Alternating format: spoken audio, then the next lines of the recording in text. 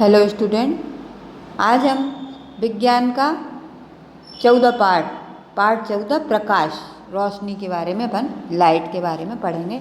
तो आप अपनी किताब को अपने सामने खोल कर रख लीजिए और मेरे साथ साथ पढ़ना शुरू कीजिए। प्रकाश चाहे दृश्य हो अथवा अदृश्य, उसकी मूल कड़ी या शुरुआत परमाणुओं से ही होती है। छोटी छोटी इलेक्ट्रॉन कण नाभिकी में इर्द गिर्द चक्कर लगाते हैं। ये इलेक्ट्रॉन विशिष्ट ऊर्जा युक्त कण होते हैं। ये इलेक्ट्रॉन और अधिक ऊर्जा को अवशोषित कर लेते हैं। बाद में इलेक्ट्रॉन ऊर्जा को छोटे छोटे बंडलों के रूप में उत्सर्जित करते हैं। पहले तो एक बड़ी उसमें ले लेते हैं और फिर बाद में छोटे छोटे बंडलों के रूप में उत्सर्जित करते हैं, जिसे फोटॉन कहते हैं। फोटॉन में उतनी ही ऊर्जा होती है जितनी अतिरिक्त ऊर्जा इलेक्ट्रॉन ग्रहण अवशोषित करते हैं, या उससे अधिक या कम।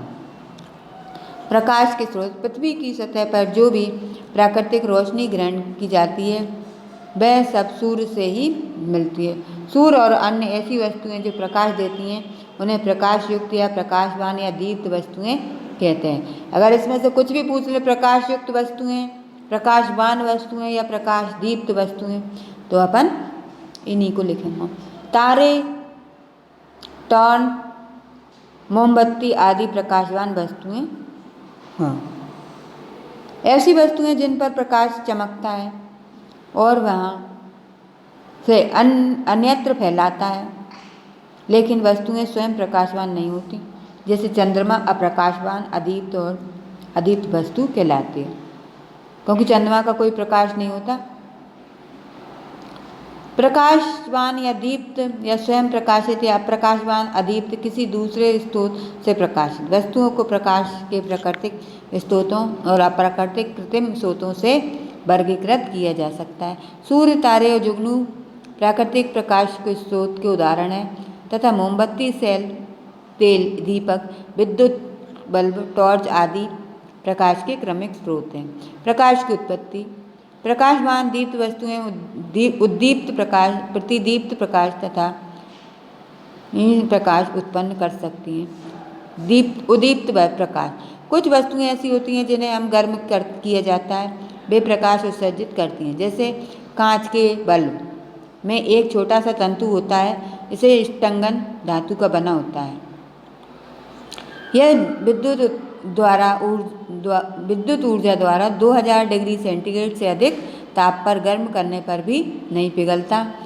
इस प्रकार यह अत्यधिक ताप सहने और शीघ्र न गलने की क्षमता युक्त होता है ना। बल्ब जो होता है ना, अपने घरों में लगा रहता है, वो वाला। ऊर्जा मिलने पर तंतु चमकने लगता है और बाहर प्रकाश फैलता जाता है। प्रतिदीप्त प्रकाश। कुछ वस्तुएं ऐसी होती हैं जो ठंडी अवस्था में भी प्रकाश देती हैं, जैसे प्रकाश स्रोत या लैंपों में इलेक्ट्रॉन ऊष्मा उत्पन्न करने के स्थान पर निम्न दाब के गैस के अणुओं पर प्रहार करते हैं और प्रकाश उत्सर्जित करते हैं। प्रतिदिन प्रकाश ठंडा होता है और उद्दीप्त प्रकाश से कम विद्युत प्रयोग में आता है।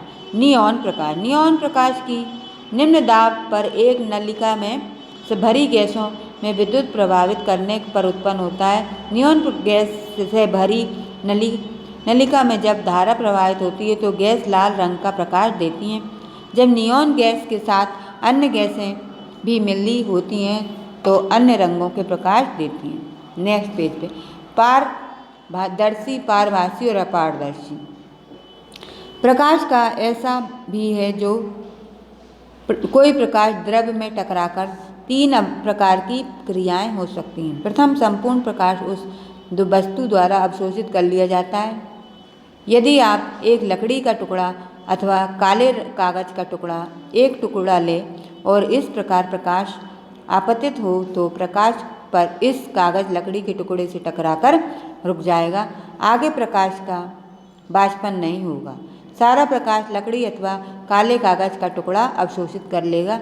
ऐसे पदार्थों को जो अपने ऊपर गिरने वाले संपूर्ण प्रकाश को अवशोषित कर लेते हैं, अपारदर्शी कहलाते हैं। द्वितीय प्रकाश जिस वस्तु पर गिरता है उससे पार निकल जाए और आगे बढ़ जाए। यदि प्रकाश किसी वस्तु पर गिरने पर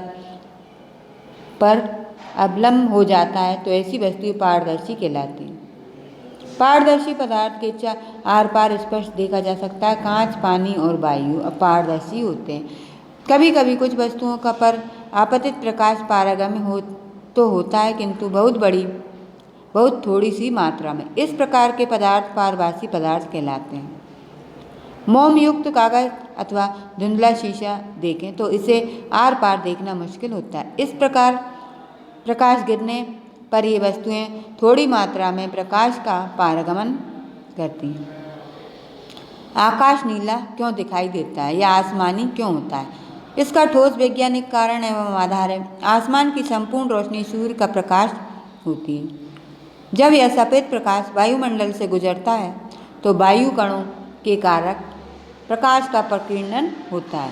लाल एवं पीले रंग का प्रकाश वायु में से सीधे पारगम्य हो जाता है, जबकि नीले रंग का प्रकाश प्रकीर्णन होता है। यही प्रकीर्णन नीले रंग का प्रकाश दिखाई देता है, जिससे हम कहते हैं कि आसमान नीला है। प्रकाश का सरल रेखीय गमन। प्रकाश एक सरल और सीधी रेखा में गति करता है। इस रेखा के सापेक्ष गति करने वाले प्रकाश की मात्रा को प्रकाश किरण कहते हैं। एक प्रकाश किरण को सीधे रेखाखंड द्वारा प्रदर्शित करते हैं, जिसके लिए एक सिरे पर तीर का चिन्ह होता है। तीर का चिन्ह प्रकाश की गति की दिशा को दर्शाता है। प्रकाश किरणों को सामूहिक रूप से प्रकाश पुंज कहते हैं। ये 3 प्रकार के होते हैं: समानांतर प्रकाश पुंज, अभिसारी प्रकाश पुंज और अपसारी प्रकाश पुंज। इसके चित्र द्वारा समझाया गया। नेक्स्ट पेज पे प्रकाश की चाल। प्रकाश अत्यधिक तीव्र वेग से गति करता है। मनुष्य द्वारा ज्ञात सबसे अधिक गति सीमा है, जिसमें अंतरिक्ष में प्रकाश की गति लगभग 3 लाख किलोमीटर प्रति सेकंड है। किसी माध्यम जैसे वायु, कांच अथवा प्रकाश की चाल कुछ धीमी हो जाती है। जैसे जैसे मध्यम सघन होता जाता है, प्रकाश की चाल कम होने लगती है। सूक्ष्म सूची छिद्र कैमरा। सूची छिद्र कैमरा प्रकाश के सरल रेखीय गमन के गुणों पर आधारित है। यह सभी प्रकार के कैमरों में सबसे साधारण है। इसमें एक छोटा सूची छिद्र होता है, जिससे होकर प्रकाश कैमरे में प्रवेश करता है। अच्छा चित्र लेने के लिए छिद्र को बहुत सूक्ष्म रखा जाता है। सूची छिद्र कैमरे में एक प्रकाश लोधी कार्ड बॉक्स होता है। इसकी एक दीवार के मध्य में सुई की नोक से छिद्र कर देते हैं और इसकी सतह को काले रंग से पेंट कर देते हैं। इस तरह से सामने बॉक्स में खुले हुए सिरे को ट्रेसिंग पेपर से ढक देते हैं। यह ट्रेसिंग पेपर पारभासी पर्दे की भांति कार्य करता है। किसी वस्तु की फोटो उतारनी हो तो सूची छिद्र के सम्मुख खड़ा रख देते हैं। इस वस्तु से होकर सारा प्रकाश छिद्र में पहुंच जाता है, जहां से यह प्रकाश ट्रेसिंग पेपर के आपतित हो जाता है। इस प्रक्रिया में ट्रेसिंग पेपर पर बहुत सा उल्टा प्रतिबिंब बनता है। वस्तु का उल्टा चित्र प्रकाश के सरल रेखीय गमन के कारण बनता है। छाया का बनना। जब किसी वस्तु अथवा अवरोधक द्वारा प्रकाश को रोका जाता है तो छाया बनती है। प्रकाश सदैव सीधी रेखा में चलता है, यह किनारों से मुड़ नहीं सकती। इसी कारण एक तीव्र प्रकाश में प्रकाशित वस्तु छाया बनाती है। एक पारदर्शी वस्तु अवरोधक गहरी काली छाया बनती है। पारभासी वस्तु अवरोधक हल्की छाया बनाती है।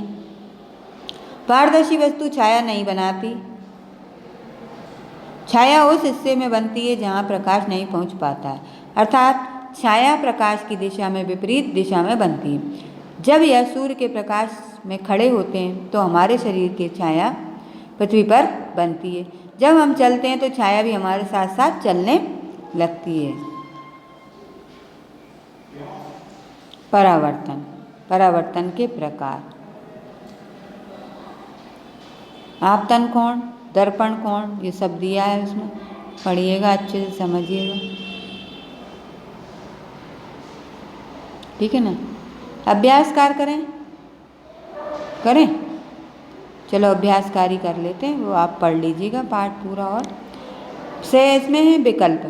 प्रकाशमान वस्तुएं चंद्रमा, अप्रकाशमान वस्तुएं चंद्रमा।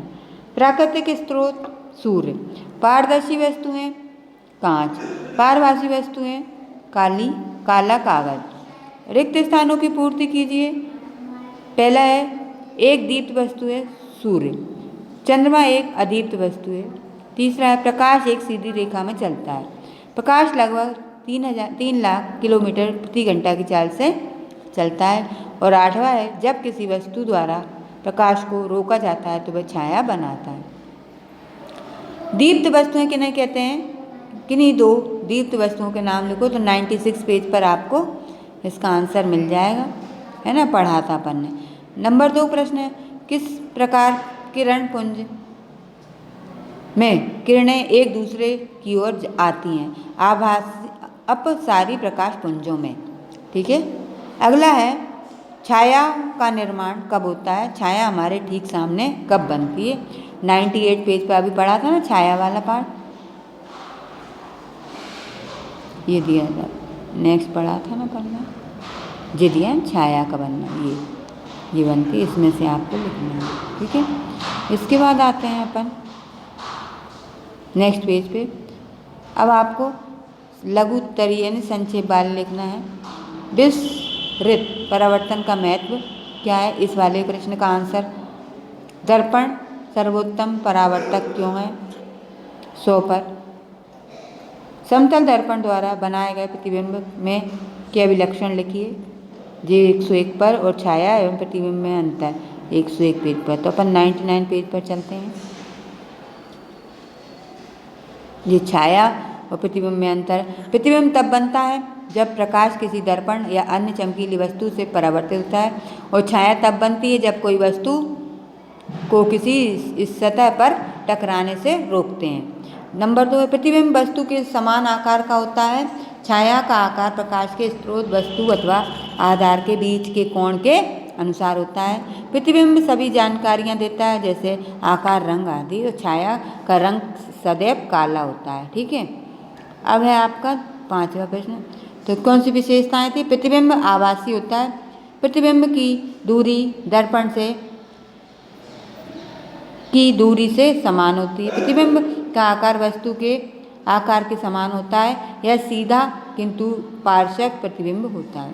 ये 5वां प्रश्न है ना। अब आते हैं 100 पेज पर लघु का। जब प्रकाश किसी दर्पण का है ना प्रश्न था। जब प्रकाश किसी वस्तु पर गिरता है तो कुछ प्रकाश परावर्तित होता है, कुछ मात्रा में प्रेषित परागम्य होता है और कुछ मात्रा में अवशोषित होता है। ये तीनों प्रक्रियाएं हमेशा होती रहती है। सर्वोत्तम परावर्तक होने के लिए सतह को प्रकाश का प्रेषण और अवशोषण बिल्कुल नहीं करना चाहिए। और जो 99 पेज पर तीसरा है विसरित परावर्तन की महत्ता। विसरित परावर्तन यद्यपि वस्तु पदार्थ की स्पष्ट आकृति प्रतिबिंब नहीं करता, फिर भी इसका अपना महत्व है। यदि सूर्य के प्रकाश को वायुमंडल की रुक्ष सतह और वायु कण प्रकीर्णित नहीं करें तो आपको सिर्फ वही वस्तुएं दिखाई देंगी जो सीधे सूर्य के प्रकाश में आती हैं। ठीक है। ये आपके हो गए क्वेश्चन के आंसर।